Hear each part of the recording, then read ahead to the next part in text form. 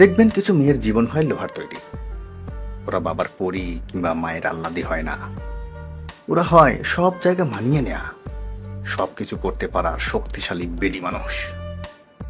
ওরা ছোটবেলা থেকে কম্প্রোমাইজ আর স্যাক্রিফাইস শিখে বড় হয়।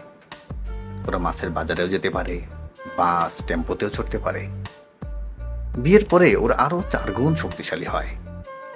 এই শক্তিশালী জীবন পার করতে গিয়ে ওদের তেমন কোনো সমস্যা হয় না। কেবল একটা অসুবিধা হয়, যেহেতু ওরা শক্তিশালী বেডি, তাই ওদের গলা হয় চড়া, ভাষা হয় একটু কম মিষ্টি। আবার দেখবেন কিছু মেয়েদের জীবন হয় কিছুই পারি নার জীবন।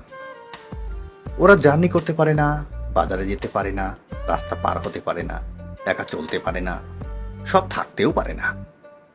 পোস্তগোলার মাস্তল থেকে উঠে আসলেও ওরা হয় প্রিন্সেস। ওরা থাকে নিজের জগৎ নিয়ে। পার্সোনালি প্রিন্সেস হওয়ার কারণে ওরা কথা কয় প্যান প্যান করে, আস্তে ধীরে। ভাষা হয় তুলনামূলক মিষ্টি।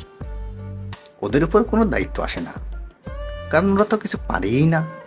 বরং ওদেরকে বাকিরা সবাই মিলে আদর আপ্যায়ন করে। আর আপনি শক্তিশালী বেডি হওয়ার কারণে আপনার চামড়া হয় মোটা, দায়িত্ব চড়া।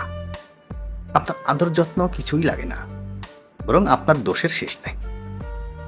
তবে একটা বুদ্ধি দিই, যেহেতু আপনি শক্তিশালী বেডি মানুষ, শেষ চেষ্টা হিসেবে আপনার নিজের হাড্ডিগুলো দিয়ে ছু করে দিয়ে আশপাশে সকলকে খাওয়ানোর ট্রাই করতে পারেন। কিন্তু আগেই বলে রাখছি, চুপে লবণ কম বা বেশি দিলে আবারও কিন্তু আপনার দোষ হতে পারে। তাই দোষের কথা না ভেবে চোখ বুজে যেভাবে আছেন সেভাবেই থাকুন। রিওয়ার্ড একদিন পাবেন।